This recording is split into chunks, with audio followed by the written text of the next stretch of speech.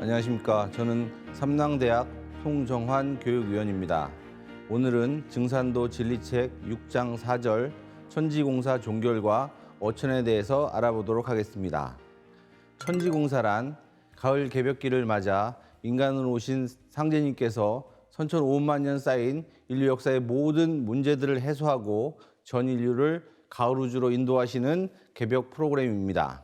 상제님께서는 이 천지공사를 종결하시고 바로 천상으로 어천하셨습니다. 자, 어천하셨다는 게 굉장히 특이한 부분인데요. 선천 종교나 선천 문화권에서는 도저히 이해할 수 없는 내용입니다. 선천 종교의 진리들을 보면 그들이 믿는 절대신이 인간 역사에 오셔서 구원을 해서 천국이든 극락이든 자기들이 믿는 그 신도들을 데리고 좋은 세상으로 간다는 것이 결론인데, 강진산 상제님의 천지공사는 당신님께서 직접 구원을 이루지 않으시고 천상으로 떠나셨습니다. 이 어천에 대한 깊은 의미를 오늘 살펴보도록 하겠습니다. 자, 첫 번째 주제는 상제님의 마지막 언약과 당부입니다. 진리책 487페이지입니다. 천지공사의 대의에 대해서 좀 살펴봐야 되는데요. 자, 책에 보시면 천지공사로 비겁에 빠진 3계를 건지시고 후천의 지상 선경 낙원을 열어주시기 위해 인간으로 오신 증산 상제님은 9년 동안 천지공사를 집행하시고 마침내 천상 궁전의 보좌로 돌아가셨습니다. 아까 말씀드린 것처럼 하나님께서 인간 역사에 오셔서 구원을 실제로 행하지 않으시고 구원의 프로그램만 짜놓으시고 천상으로 가셨습니다. 이 깊은 의미에 관련된 도전 성구 말씀이 있는데요. 도전 4편 5장 5절입니다. 이제 모사는 제천하고 성사는 제인이라고 말씀하셨습니다. 성사는 제인이라, 이 말씀이 중요한데요. 하나님께서 인간 오셔서 모든 인류 구원 프로그램을 짜놓으시고 하나님이 그것을 직접 집행하는 것이 아니라 하나님의 일꾼, 상제님의 일꾼이 직접 그 역사를, 우주의 꿈을, 하나님의 꿈을 이루어서 가을 후천 우주 세계를 연다는 것이 상제님 천지공사의 대의입니다. 그래서 상제님의 일꾼들이 상제님의 천지공사를 인사로서 성사제인하면서 우주의 중심적 존재, 우주의 주인공으로 대도약을 한다는 그런 큰 뜻이 천지공사 속에 들어 있습니다. 인류 선천 문화를 보면 대부분 다 하나님께 뭔가 기도하고 소원을 빌고 매달리는 그런 인간이었는데, 하나님의 꿈을 인사로서 직접 이루면서 인간은 우주의 중심적 존재로 다시 대도약하게 되는 것입니다. 상제님께서는 그래서 그 시대를 인존시대라고 말씀하셨습니다. 자, 상제님께서 천지공사 대의에 관련해서 말씀하신 도전을 읽어보겠습니다. 2편 74장에 있는 말씀인데요. 자, 선생님이시여 하루빨리 이 세상을 뒤집어서 선경을 건설하시어 남의 조소를 받지 않게 하시고 애타게 기다리는 저희에게 영화를 주옵소서. 이제 신원일 성도님이 상제님께 하시는 말씀입니다. 보통 사람들은 다 이렇게 생각했겠죠. 상제님께서 천지공사를 보시고 실제로 인류 구원을 집행하셔가지고 우리를 정말 복을 내려주시고 우리를 정말 좋은 세상으로 인도해 주실 걸로 믿고 있었을 겁니다. 그래서 이런 말씀을 드렸더니 상제님께서 이렇게 말씀하십니다.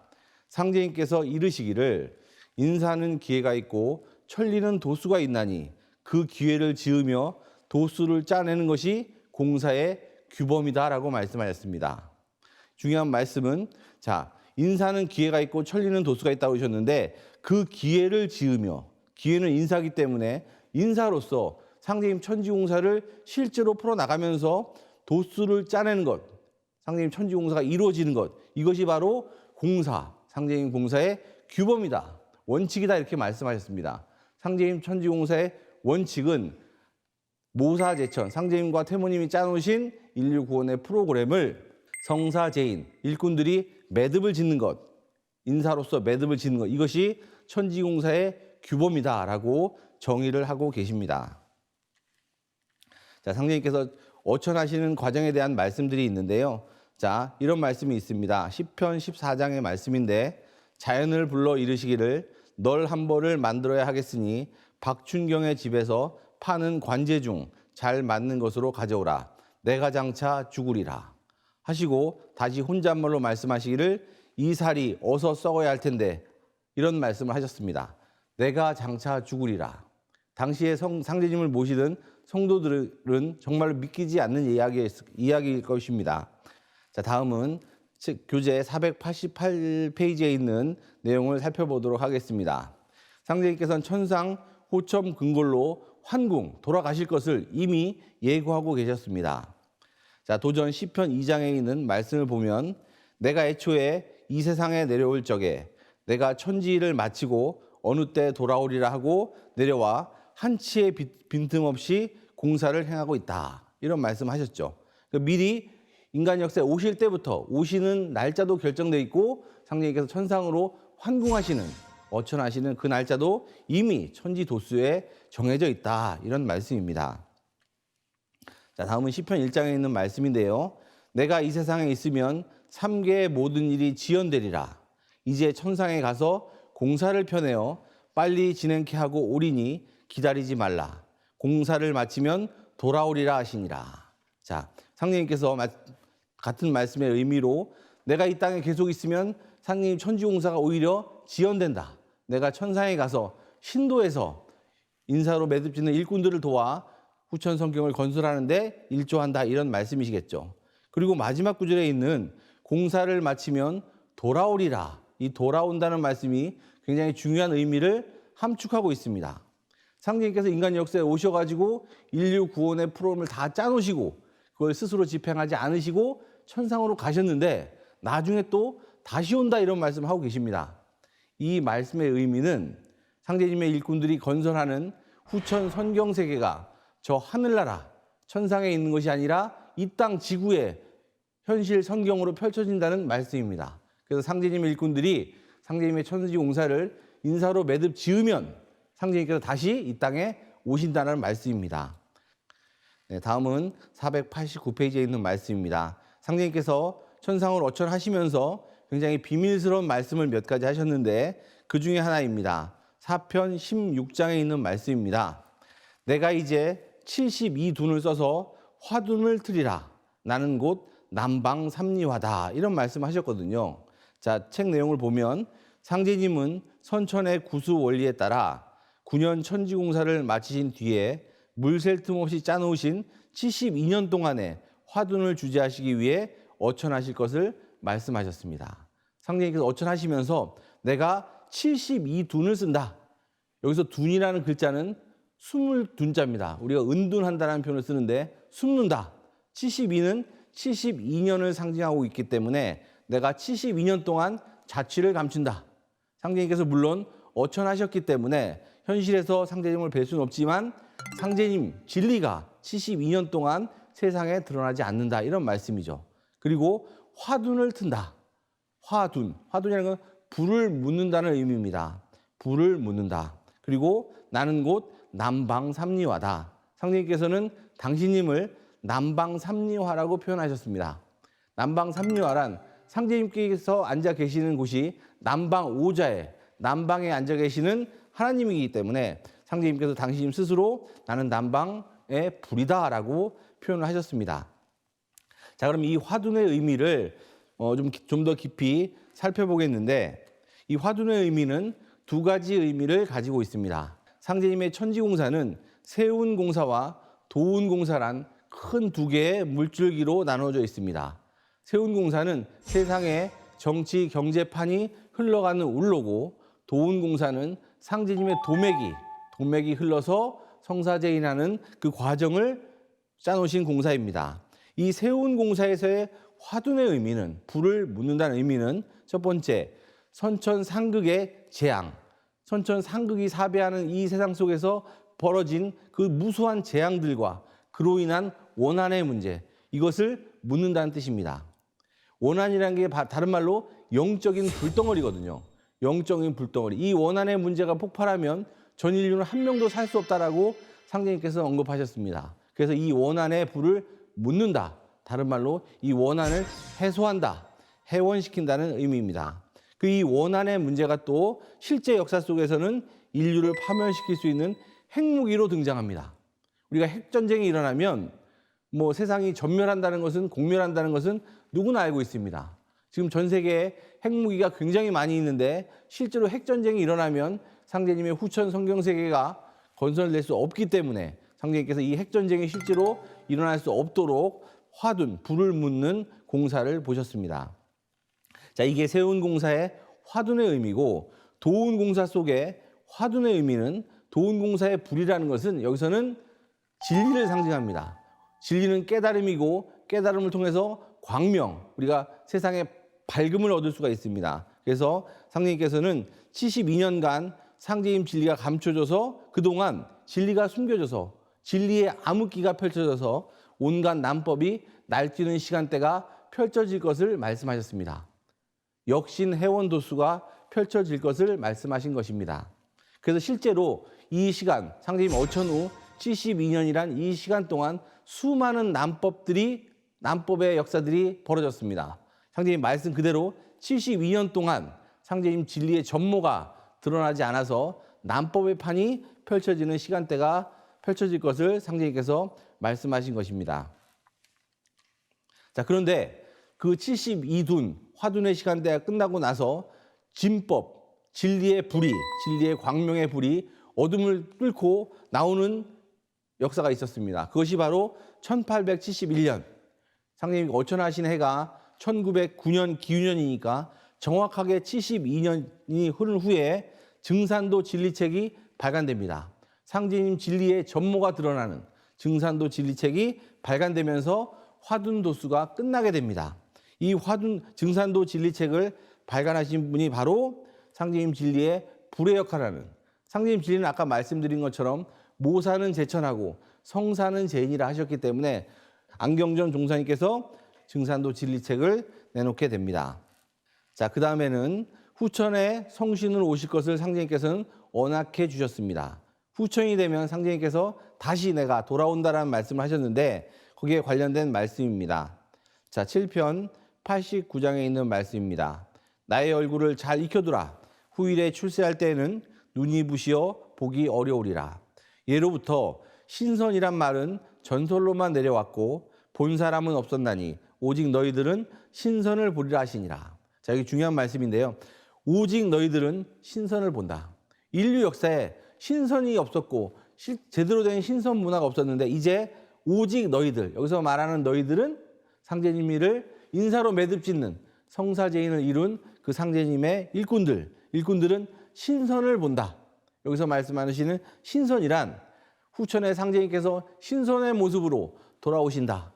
이런 의미도 있겠지만 진정한 의미는 후천 세계에 앞으로 펼쳐진 가오루주의 후천 문화는 신선의 문화다. 그래서 너희들도 신선이 되고 전인류가 신선이 돼서 함께 살아가는 그 세상을 너희들은 볼 수 있게 된다. 이런 말씀하셨습니다. 그래서 앞으로 후천 성경, 후천은 신선 문화의 세상이 펼쳐진다라는 것을 이 말씀을 통해서 우리가 이해를 할 수가 있겠습니다.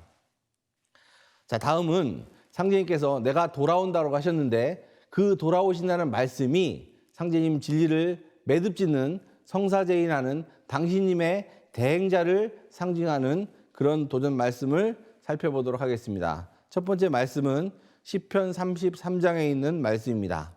자, 이렇게 돼 있는데요. 내가 미륵이니라. 금산사 미륵은 여의주를 손에 들었거니와 나는 입에 물었노라 하시고 내가 금산사로 들어가리니 나를 보고 싶거든 금산 미륵불을 보라. 상제님께서는 인간 역사에 오실 때도 모악산 금산사를 통해서 오셨고 천상으로 돌아가실 때도 금산사 미륵불상을 통해서 천상으로 가신다는 말씀입니다. 우리 주장춘의 진인도통 연계를 보면 천지문호 모악산이라는 구절이 있습니다. 천지문호, 그러니까 인간 세상과 신명세계를 드나드는 문이 바로 모악산이다라는 말씀이 있는데 그 말씀 그대로 상제님께서는 모악산에 있는 금산사 미륵불을 통해서 인간 역사에 오시고 다시 인간 역사를 떠나서 천상으로 환궁하신다, 그런 말씀입니다. 자, 그 다음 문장이 중요한데요. 금산사 미륵은 6장이나 나는 6장 반으로 오리라 하시니라. 네, 이게 굉장히 역시 마찬가지로 비밀스러운 말씀인데요. 자, 당시 상제님께서 계실 때 그 금산 미륵불의 높이가 6장이었습니다. 6장. 그런데 나는 앞으로 다시 인간 역사에 올 때 6장 반으로 온다. 그 반장이 더 커진다는 말씀이겠죠. 자, 그런 말씀하셨는데 굉장히 신비로운 말씀이고 이해하기가 좀 어려운 말씀인데 살펴보도록 하겠습니다. 자, 실제로 화면 보시면 왼쪽에 있는 미륵불상 사진은 당대 상제님께서 제세 시에 있었던 미륵불상입니다. 이 미륵불상은 정유재란, 그 전에 있던 미륵불상이 정유재란 때 소실이 되고 나서 1635년에 36척의 높이로, 즉 36척이 6장인데 그 높이로 만든 목불이었습니다. 목불. 그리고 나서 상제님께서 여기를 통해서 천상으로 황궁하시죠. 자, 그리고 나서 재밌는 것은 1928년에 태모님께서 금산사 미륵불상 여기 오셔가지고 상제님의 기운이 이미 다 떠났다. 그리고 나서 재밌게 6년이 지나고 1934년에 그 미륵불상이 다시 소실이 됩니다. 그리고 나서 1938년에 새로 미륵불상을 조성하게 되는데 그때 어떻게 미륵불상을 조성하게 되냐면 청년암, 모악산에 가면 안양동이 있는데요. 안양동 청년암에 있는 큰 은행나무, 그 은행나무를 베서 그걸로 뼈대를 삼고 그 위에 석고를 씌워서 그 위에 이제 그 금박을 씌워서 금불상을 만들게 되는데 이때 높이가 39척이 되는데 이 바로 39척이 6장 반이 되겠습니다. 상제님 말씀대로 미륵불상이 당대에 6장이었는데 중간에 소실이 되고 다시 6장 반으로 새로 미륵불이 조성됐습니다. 자, 그 다음에는 두 번째 내용인데요. 도전 시편 24장에 있는 말씀이 진리책에 실려져 있습니다. 자, 이 말씀은 내가 장차 열석자로 온다라는 말씀이 있습니다. 내가 장차 열석자로 온다. 상제님께서 열석자로 온다. 이게 무슨 말씀이냐? 여기도 깊은 두 가지 의미가 있는데요. 첫 번째 의미는 뭐냐? 열석자, 13이라는 숫자의 의미가 있습니다. 13이라는 숫자는 우주의 가을의 결실 에너지를 상징합니다. 우리 음양오행을 공부해 보신 분들은 알겠지만 봄에 만물이 소생하는, 만물이 탄생하는 그 목기운을 상징하는 상수가 바로 3과 8입니다. 그래서 보통 우리가 38목이라고 하죠. 또 여름에 성장 분열을 상징하는 화기운을 상징하는 숫자는 2와 7입니다. 그리고 가을에 결실하고 수렴하고 통일하는 그 금기운을 상징하는 숫자는 4와 9입니다. 그래서 이 가을 에너지가 바로 4와 9인데 이 가을 에너지 4와 9를 합친 가을 에너지의 총합, 이것이 바로 13이 되겠습니다. 그래서 내가 장차 열석자로 온다. 이 말씀은 우주의 가을 세상이 열리면 성사제인하는 일꾼들의 손에 의해서 가을 우주가 열리면 내가 이제 그 세상에 다시 등장하신다. 이런 말씀이겠죠. 그래서 후천 완성을 의미하는 숫자가 열석자입니다. 자, 그리고 우리 시천주 주문, 동학 주문에 보면 시천주 조화정 영세불망 만사지라는 주문이 있습니다. 가을 우주를 맞아 인간 오시는 천주님을 만나서 천주님을 모시고 천주님의 그 무국대도, 그 도법을 닦아서 그 도법과 하나 되는 조화정, 그 도법을 체득하게 되면 영세불망 만사지, 가을 우주의 주인공, 대도통의 주인공이 된 그 은혜를 영원토록 잊을 수가 없다. 이런 말씀인데요. 이 주문의 글씨도 역시 열석자입니다. 그래서 용담유사에 보면 열석자 지극하면 만권시서 무엇하냐. 여기서 그러니까 열석자 지극하다. 인간을 오시는 참 하나님의 진리를 열심히 닦으면 만권시서, 책을 만권 본 것보다 세상의 모든 권력, 명예, 부 이런 것을 얻은 거하고 비교도 할 수 없는 그런 후천의 영원한 생명을 얻을 수 있는 그런 큰 은혜를 받는다라는 의미를 담고 있습니다. 그래서 내가 장차 열석자로 오신다는 이 말씀은 가을 우주가 열리면 상제님께서 인간 역사 속에 다시 오신다. 자, 다음은 교재 491페이지인데요. 선천을 종결짓는 매듭공사에 대해서 살펴보겠습니다. 상제님께서는 1909년 기우년 6월 20일 날 성도들을 모아놓고 천지공사를 마치셨음을 선언하셨습니다. 그리고 나흘 후에 6월 24일에 천상으로 환궁하시게 되는데요. 그 4일 동안 은밀하게 비밀스럽게 가장 중요한 선천 역사를 매듭짓는 그 공사를 보시게 됩니다. 자, 책 보시면 상제님께서는 천지공사 종결을 선언하시고 천상 궁궐로 돌아가실 때까지 나흘 동안 병겁을 마무리 짓고 개벽세계를 여는 마지막 선천 매듭 공사를 집행하시게 됩니다. 자, 시편 21장에 있는 말씀인데요. 약방에 돌아오시어 각처 성도들에게 6월 20날 구리골 약방으로 모이라는 통지를 띄우시니라.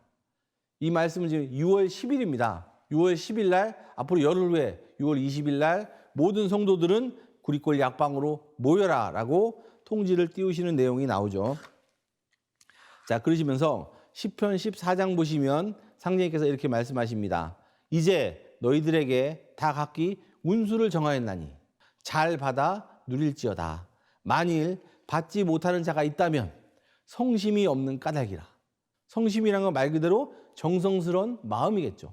다른 말로 일심이죠, 일심. 그 일심, 내가 그 일심을 못 가졌기 때문에 그 운수를 못 받는 것이지, 그 일심을 갖게 되면 누구나 상제님께서 다 운수를 내려주셨다, 정해놓으셨다, 이런 말씀이죠.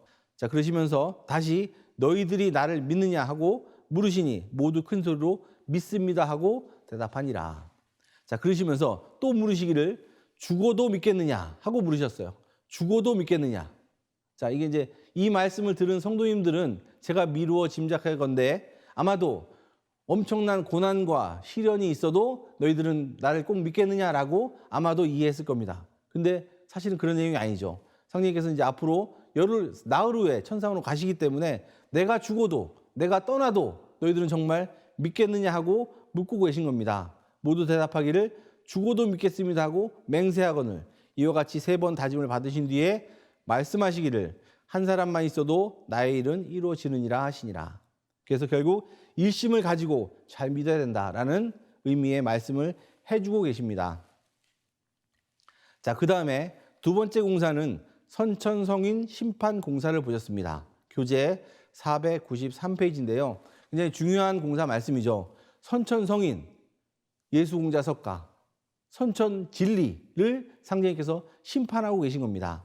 자, 꼼짝 마라. 오늘은 참성인을 판단하리라. 꼼짝 마라. 오늘 정말로 진정한 성인, 진정한 진리를 내가 판단하겠다, 이런 말씀하시는 거죠. 예수공자석가, 이런 선천 성자들을 내려보내신 우주의 원 하나님이시니까, 원 주인이시니까 이런 말씀을 하실 수 있겠죠. 자, 상제님 이 말씀의 큰 틀의 대의를 보면 상제님께서 2편 40장에 이런 말씀하십니다. 공자석가 예수는 내가 쓰기 위해 내려보냈다.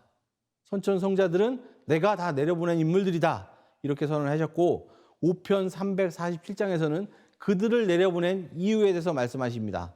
도시, 교민, 화민이다.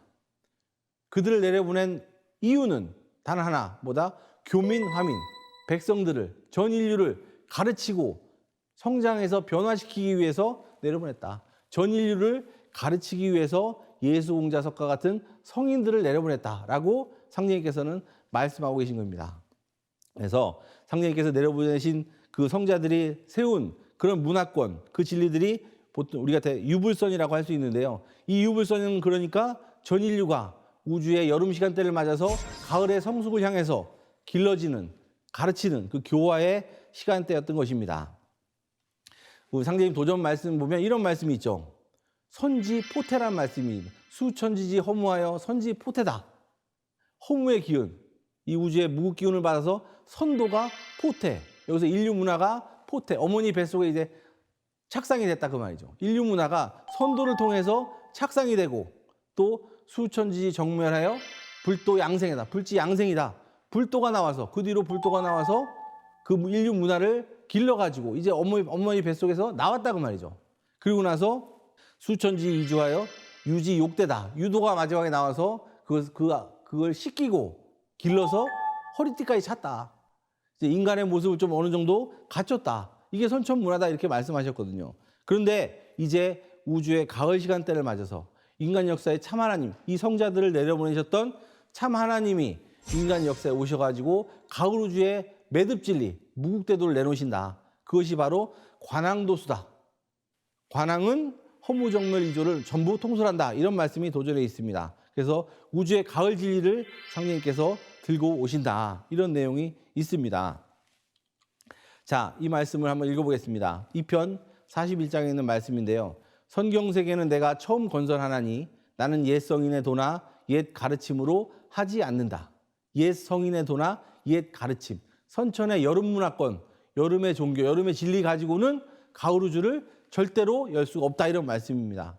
그러므로 너희는 낡은 삶을 버리고 새 삶을 도모해라. 낡은 삶을 버려라. 선천 문화권에 매여 있으면 안 된다 그 말씀이죠. 우주가 가을로 넘어가기 때문에 가을의 진리로 옷을 갈아입어야 된다 이런 말씀입니다. 낡은 삶을 버리고 새 삶을 도모해라. 새 삶을. 인간 오시는 참 하나님의 새 진리를 만나야 이번에 다 열매를 맺을 수 있다 이런 말씀입니다. 묵은 습성이 하나라도 남아있으면 선천 진리에 매여가지고 거기에 골수가 돼 있거나 이러면 그 몸이 따라서 망한다. 이런 경계의 말씀을 하고 계십니다.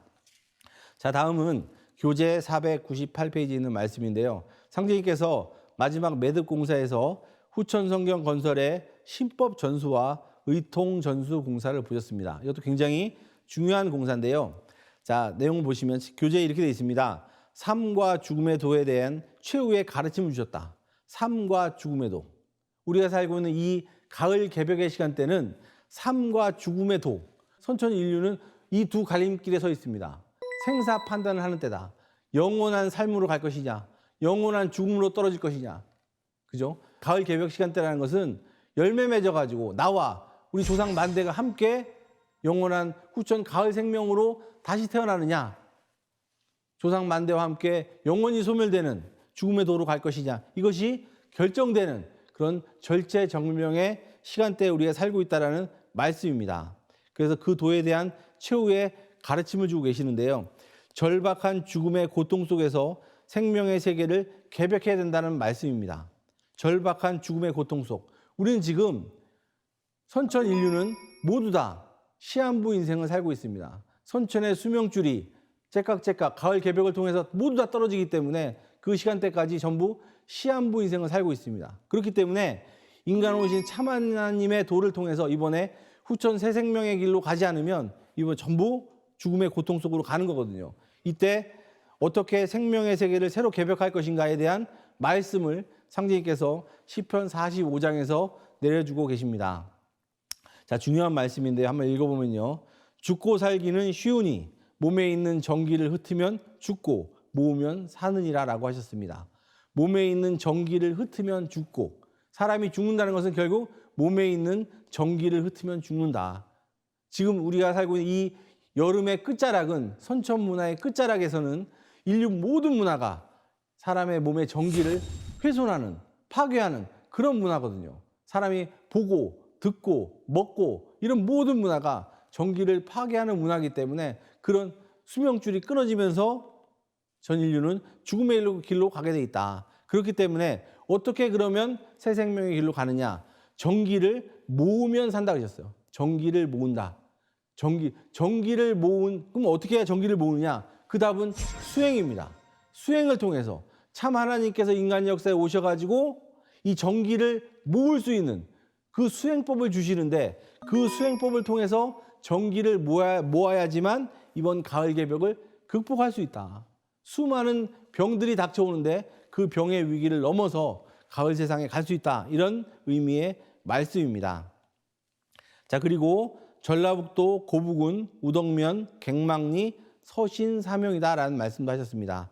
전라북도 고부군 우덕면 갱망리에 오시는 서신사명, 참 하나님, 가을 우주의 새 생명의 길을 열어주시기 위해서 인간 역사에 오신 참 하나님, 참 하나님은 그런 사명을 가지고 인간 역사에 오셨다. 이것이 바로 서신사명입니다. 그래서 인간 오신 참 하나님의 도를 만나야 이번에 꼭 새 생명을 얻는다라는 의미의 성구 말씀이 되겠습니다.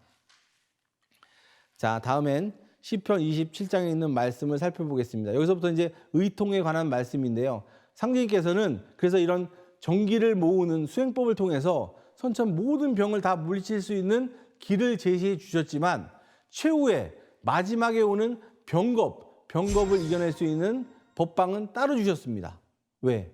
그 법방을 통해서 우리 일꾼들이 성사제인 상제님의 일을 매듭 지으라고 그 상제님의 도권을 전수해 주셨거든요. 거기에 대한 말씀입니다.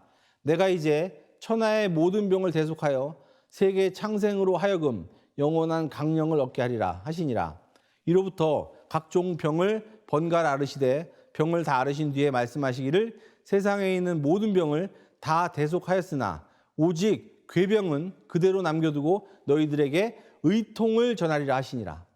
오직 모든 병은 다 상제님께서 대속하시고 그 병을 이겨낼 수 있는 법방을 주셨는데 괴병, 최후의 마지막 병은 그대로 남겨두고 상제님께서는 의통을 전해주셨습니다. 의통.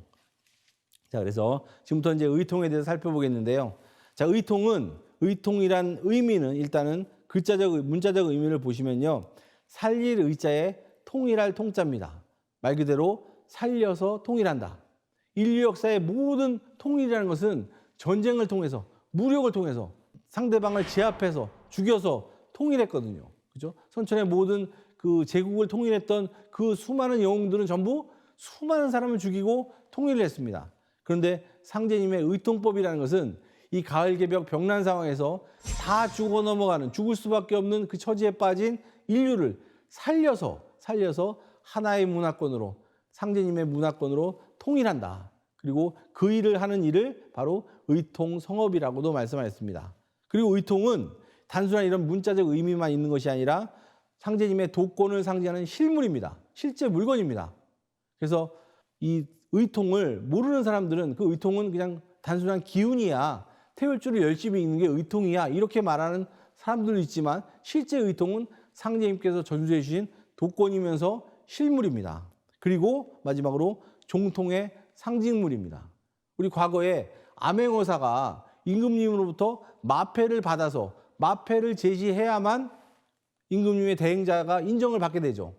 암행어사가 마패도 없이 암행어사 출두를 외치면 어떻게 되겠습니까? 웃음거리밖에 될 수 없잖아요.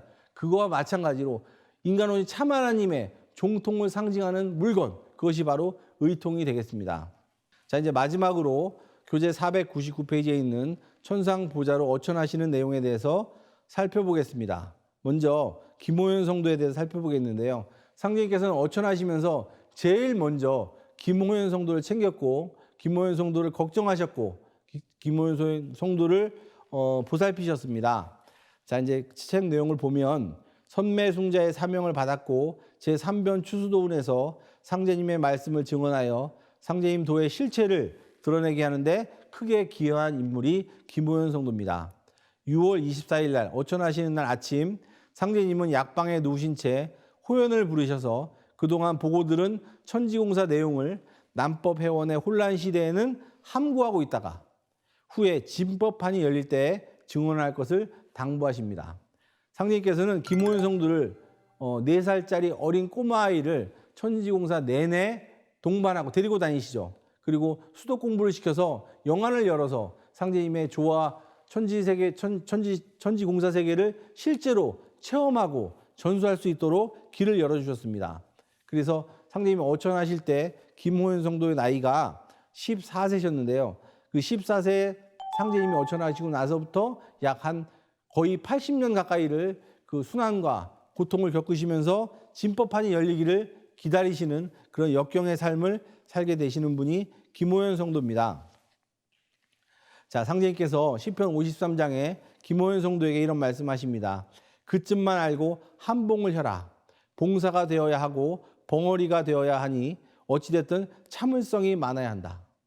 아까 말씀드린 것처럼 상제님 천지공사는 인사로서 성사제인하기 때문에 그 성사제인의 시간대까지 남법 회원 시간대가 있고 그런 긴 역사가 있기 때문에 그걸 기다려야 된다, 그런 말씀이죠. 그리고 그때 진법이 나올 때 네가 보고 들은 그 천지공사 내용을 전해라, 이런 말씀을 하고 계신 겁니다.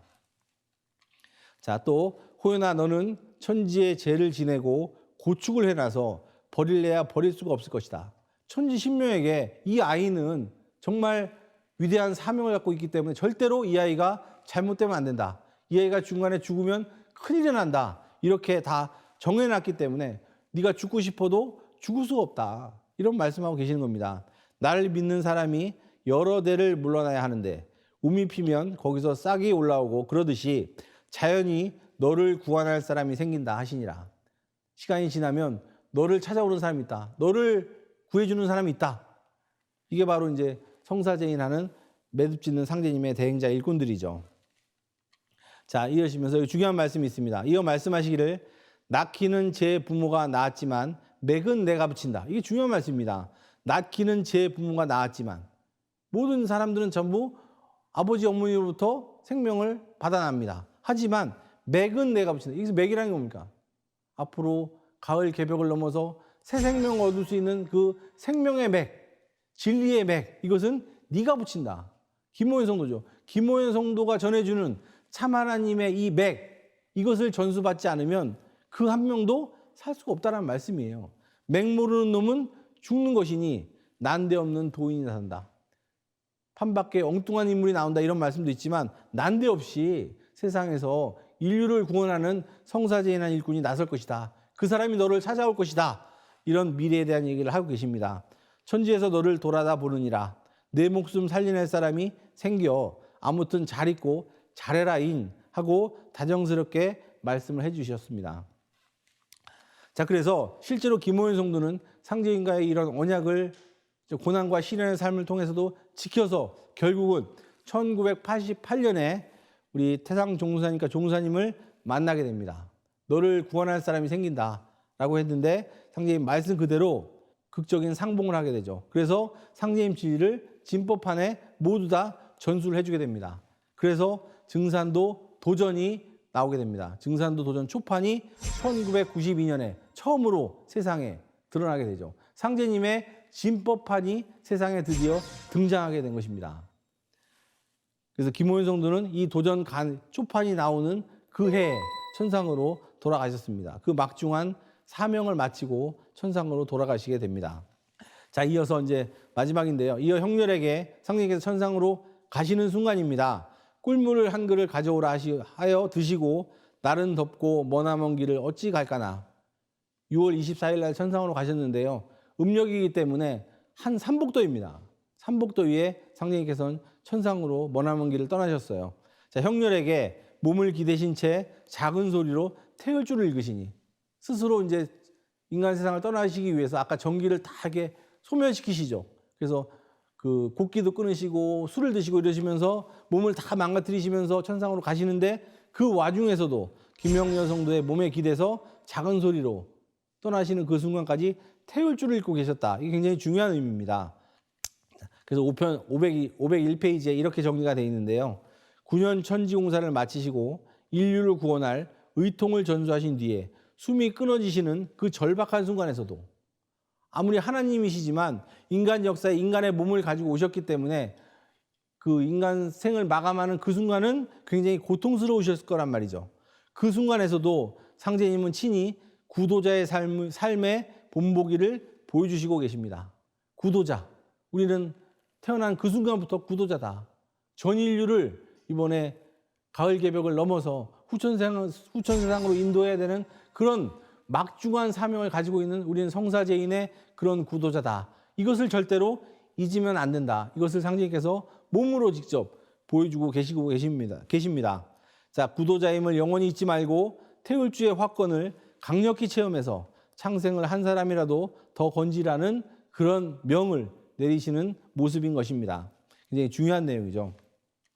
자, 그래서 상제님께서는 우주 역사의 가장 성스러운 시간인 하나님의 지상 강세 시간, 이것을 끝내시고 상제님께서 짜놓으신 천지공사를 상제님의 일꾼들에 의해 인사로 매듭짓는 그 성사제인의 시간이 시작된 그 역사적인 날이 바로 상제님께서 어천하신 그날입니다. 그래서 그날은 환기 9106년이고 신시개천, 배달국 개국 5806년, 단군기원 4242년, 순종 조선 순종 융위 3년, 기우년 1909년, 도기 39년, 음력 6월 24일 천상으로 어천하시게 됩니다. 수많은 신장들과 수많은 그 선녀들의 호의를 받으시면서 천상으로 떠나시게 되죠. 그래서 오늘 어천에 대해서 쭉 살펴봤는데요. 제가 오늘 이제 진리책 강독을 하면서 마지막으로 드리고 싶은 말씀은 상제님 어천의 가장 중요한 의미는 뭐냐? 성사제인에 있다. 모든 상제님의 천지공사를 상제님의 일꾼들에게 맡기시고 상제님의 일꾼들이 그 매듭을 지어서 후천 역사의 주인공으로 다시 태어나실 것을 축원하시면서 상제님께서는 천상으로 가셨다. 이렇게 말씀을 드리겠습니다. 자, 그래서 오늘 진리책 강독은 여기까지 마치도록 하겠습니다. 감사합니다.